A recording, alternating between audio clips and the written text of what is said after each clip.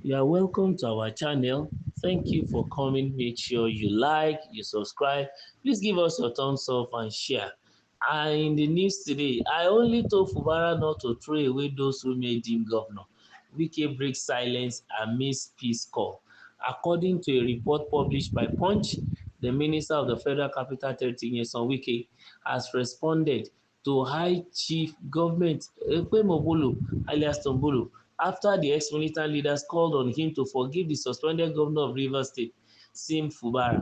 Wike made it clear that Fubara has not sought forgiveness from him and thus there was no reason to consider reconciliation at this point.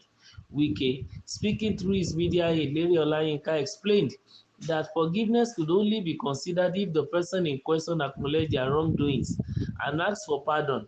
He emphasized that forgiveness only applies when someone has personally offended you, making it unnecessary for reconciliations without such an acknowledgement. Olayinka further stressed that the person who has wronged you must first recognize that they have done wrong before forgiveness can be sought. Tompolo, who is closely associated with the Niger Delta region, has urged Wike to set aside his anger for the good of the people, proposing that they should have a dialogue to resolve the issues and allow Fubara to return to his seat. He likened the situation to a father-son relationship, stating that just as he will not accept rebellion from his son, he will not cause any more problems in the matter. However, Wike's camp made it clear that there was no personal offence in this matter. Olayinka stressed that Wike had only called for adherence to the rule of law and good governance, insisting that Fubara should govern according to the law and not disregard those who had risked their lives and resources for him. The minister has never said that Fubara offended him personally. He only said that Fubara should govern in accordance with the rule of law and that Fubara should not throw away those who risk their lives and resources, and that is not too much to ask. He said, those who work to make you governor, don't throw them away like that. So that is not about forgiveness. If there is one person Fubara will say he has offended, it should be the president. Additionally, Wike's aide questioned the dramatic shift in Fubara's behavior given their past collaboration. Olayinka pointed out that Fubara should ask himself when Wike had become a bad person to him. Considering their history together, he further made a poignant analogy, questioning what will happen if you beg a doctor to provide medicine for a sick person, but the person refused to take it. Wike's response cast doubt on any immediate reconciliation, signaling that Fubara needs to first recognize his actions and seek forgiveness if he hopes for any resolution.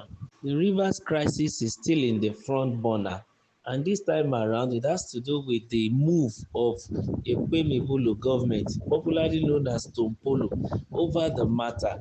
His move to broker peace between Wike and Fubara.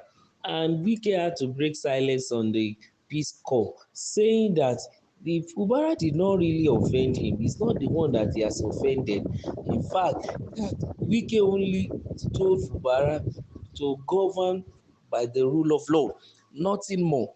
Not that there's a personal vendetta or there's a personal issues between them, that it is the fact that Wike was calling Fubara to order that in his government he should acknowledge those who have worked hard to bring him to power, because Fubara could not single-handedly come to power by himself.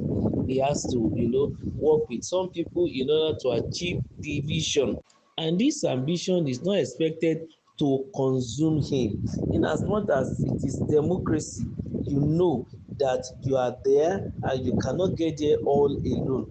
But then for if Fubara to now decide to go the other way around, that's the opinion of Wike now, that his media adviser Larry Olayinka was telling the world as regards the situation, and he even made mention of the fact that there is no need for even forgiveness here. But if at all Tombolo is even asking that Wike should forgive, he said he can only forgive when the person who has offended asks for forgiveness, because you can't ask somebody to forgive another person who eventually didn't even see himself as have offended that person. So it's so difficult to do that. But then what Tompolo wants is that he really wants Fubara to return to his seat, because he made an illustration that he is not in support of rebellion as a father, but he wants Wike to see that when there is a father-son relationship, there are bound to be disagreement, but they need to disagree again to agree. That is the situation, because he cannot support rebellion, but he doesn't want to cause any more problem on the matter. And if you could remember, some Ijaw people were blaming Tombolo for being too silent, but he now came out to tell them that in his own capacity as a leader, he is trying to be neutral as much as he can, so as not to, escalate the matter even beyond reasonable, level, such that we won't be able to reconcile both ends. So it is important for everyone to understand in clarity the stand of Tombolo. However, Wike can make it clear that there was no personal offence in this matter, and that is very very germane. But how true is that one? Because when it comes to Wike dynasty, justice to one is justice to all, injustice to one is injustice to all. It is very very important. But Lady Olayinka is stressing that Wike had only called for adherence to the rule of law and good governance, insisting that Fubara should govern according to the law and not to disregard those who have risked their lives and resources for him. So the minister has never said that Fubara offended him personally. He only said that Fubara should govern in accordance with the rule of law, and that Fubara should not throw away those who risk their lives and resources even, and that is not too much to ask. Actually, in politics, yes, a tree doesn't make a forest, you won't get to the place all alone. But when these are said, are they true? He even made assertion that if there is one person Fubara will say he has offended, it should be the president. But then the president is from another party, he has no gain in whatever is happening in Rivers State. But probably when the president has called him once or twice that he should go and resolve the matter, and he has failed to resolve the matter, maybe that is what they are terming as offending the president, or he has refused to implement what the president said in full. Probably that is what they are saying. But then whatever, what we want is that there should be peace in Rivers State. Additionally too, Wike says question the dramatic shift in Fubara's behaviour given that their past collaboration. Olayinka pointed out that Fubara should ask himself when Wike had become a bad person to him. Well, it is natural in politics when power shifts, power corrupts, and they say power, absolute power corrupts absolutely.